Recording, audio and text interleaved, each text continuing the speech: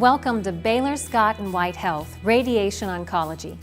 Radiation Oncology is just one of the many services we offer to our community and patients for comprehensive cancer care.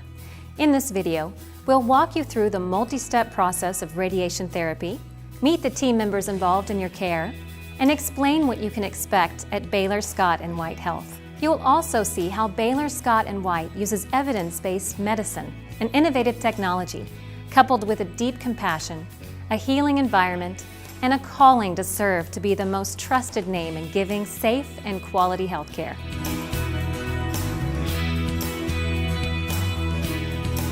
I'm a radiation oncologist with Baylor Scott & White Health, and we use radiation treatment in this facility to treat cancer, which is kind of like surgery, and it's a local treatment that affects just the area that you aim it at.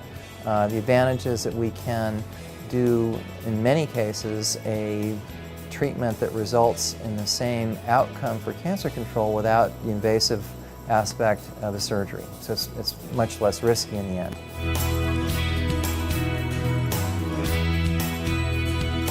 As the radiation nurse, I'm the very first person that the patient and their family meets. So I escort them to the exam room, have the patient sit at the table, family are allowed to stay in the room. The importance of having family or friends coming to the appointment with the patient is that they are able to absorb and retain more information than the patient can. Also, having family and friends there at the appointment provides emotional support for the patient. I do my vital signs, which includes blood pressure, we take their temperature, I want to look at heart rate and oxygen level. Also rate their pain, because if they're having pain issues, I want to be sure that I address that and get appropriate medications if needed. Then I enter the history. My job as a nurse is to assess that patient head to toe, physically and mentally, so that I can give my radiation oncologist a great report so that he can go in to the room before talking with the patient feeling confident that he knows their whole history. Once a patient decides that they want to embark on a radiation course, the next step will be to plan that, and that first experience calls for a CT scan that allows us to map and design a treatment that focuses just on where the area at risk is. We take them into the CT room, we lay them on the table, we make certain types of immobilization devices appropriate for their treatment. We will make vac bags. What they are is they're a fancy bag that we can pump up to an air hose and then suck all the air out of it and form the bag around the patient's body, and this allows us to get them back in the same position each and every day for treatment. We do a CT scan for that setup because they will be in that setup every day for the radiation treatment. Once we do the scan, the doctors will approve the setup. We'll make a few marks on them with the Sharpie marker, and we'll put some stickers over them. They will have to keep these stickers until they come back to us for their first radiation treatment. After the CT scan, the information will be sent by fiber optic link to the computer system in the treatment planning area, where I work with a dosimetrist and a physicist to map this target of radiation that we want to cover for risk, and then do whatever we can to minimize radiation exposure to surrounding normal tissues like lung, heart, spinal cord, whatever the area of concern is. My part of the treatment process of the patient is to design the radiation treatment from the CT images that came from the simulation. The doctor draws in the treatment area that he wants to be treated and the dose delivered to, and then there's critical organs, other organs in that area that need to be looked at and watched so that the dose is either a safe dose or not treated at all. So I design how the machine is going to go around and treat that area, and I'm very cautious about making sure that the dose only goes where it needs to go. Then I get the doctor to review what I designed. From there I program the treatment machine, tell the therapist how to line the patient up, and we do all the necessary testing to make sure that it's safe before we deliver that to the patient. So it can take anywhere from a couple days to a week to plan The medical physicist's responsibility is to make sure that the linear accelerator is calibrated with national standards to deliver the dose to the patient. Also to make sure that the plan that is being developed by the radiation oncologist and the dosimetrist meets national standards, and it's a responsibility to check that prior treatment.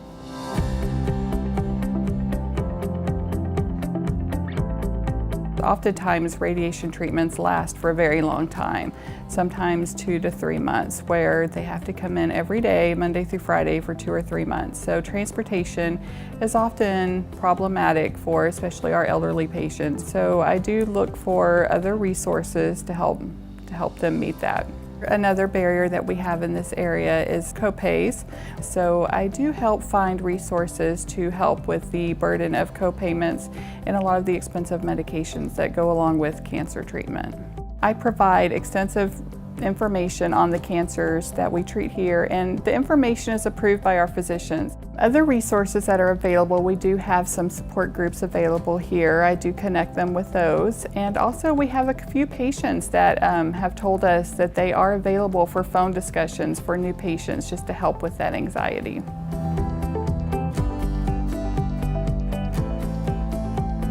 The patient will arrive here at the center.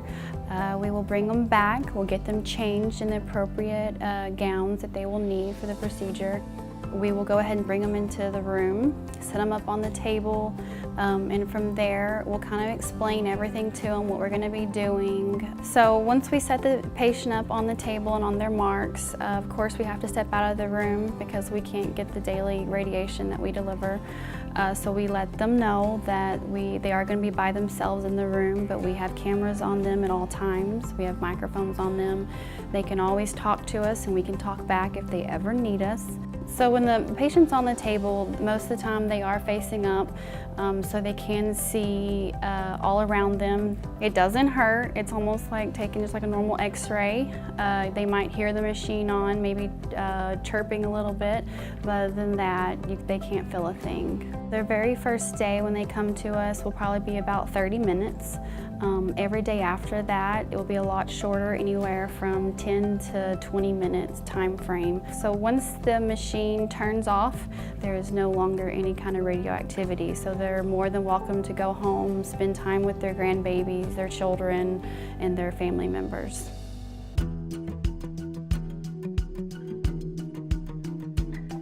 The patient experience once they start radiation, we'll be checking every day what's happened on treatment delivery on the linear accelerator. There's a method of imaging that we have on the linear accelerator here that amounts to a CT scan picture right before the technologists treat, so that we can be sure that the target that we set up to plan is duplicated each day. So once the patients have treatment, I do see them once a week. I reiterate the importance to the patients of making sure that they call me with any questions, concerns, additional educational needs. The whole goal of this is to get that person across the finish line without missing any radiation treatments, because if you miss treatments, it compromises the outcome.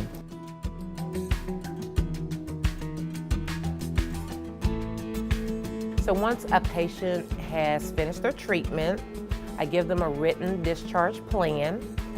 I also give them a survivorship care plan, and on that care plan it's going to list common side effects that you can still experience even after your treatment is done. It also has follow-up appointments that the patient should make. I also handle the survivorship. So what that means is that when a patient is finished with treatment, in 1 month they'll get a follow-up call, because we also want to be sure that even though they are finished with radiation, they're still taking care of their whole body. My experience here at Baylor was just fabulous. All from the therapists to the nurses to the radiation oncologists, they're very helpful, and any questions that I had, they addressed them, right away. Nobody wants to hear you've got cancer. And I don't think I ever heard that word the whole time I was here. I see it on the building outside, but I don't think I ever heard it in there. The process doesn't take very long at all, maybe a couple of minutes. and they'll put on any music that you want to listen to relax you. It's not that difficult. Come in, lay down for 15 minutes, which is all it takes, and you're on your way again. And I've found that the folks here are very flexible. You know, they try to help you out.